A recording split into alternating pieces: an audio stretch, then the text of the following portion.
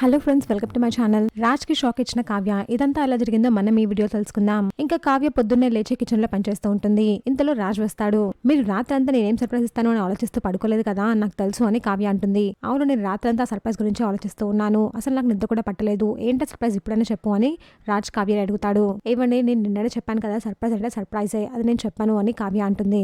ఇంతలో అక్కడికి ఇంద్రాదేవి వస్తుంది. ఏంటి కావ్య, ఇంకా రెడీ అవ్వలేదు, ఇంకా నువ్వు పని చేస్తూనే ఉన్నావు, ఇలా ఉన్నావేంటి, వెళ్ళి రెడీ అవుతుందరుగా అని ఇంద్రాదేవి కావ్యకి చెప్తుంది.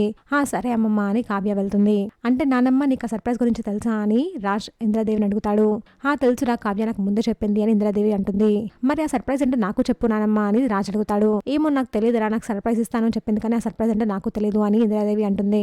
ఇంతలో రాజ్ రూమ్ లోకి వచ్చే వరకు కావ్య రెడీ అవుతుంది. ఎక్కడికి వెళ్తున్నావు, నువ్వు ఎందుకు రెడీ అవుతున్నావు, ఏం చేస్తున్నావు, సర్ప్రైజ్ ఏంటి అని రాజ్ మళ్ళీ అడుగుతూ ఉంటాడు. ఆ సర్ప్రైజ్ గురించి నేనైతే ఇప్పుడు చెప్పాను, కానీ నేనైతే ఇప్పుడు ఎయిర్పోర్ట్ కి వెళ్తున్నాను. ఎయిర్పోర్ట్ కి వెళ్ళి వచ్చాక మీకే తెలుస్తుంది సర్ప్రైజ్ ఏంటో. ఆ సర్ప్రైజ్ చూసి మీరు షాక్ అవుతారు అని కావ్య చెప్పి వెళ్ళిపోతుంది. చూసాక ఫ్రెండ్స్, మరి ఏం జరగబోతుందో. ఇలాంటి జెన్యూన్ నెగటివ్ అప్డేట్స్ కోసం మా వీడియోకి లైక్ చేసి ఛానల్ సబ్స్క్రైబ్ చేసుకోండి.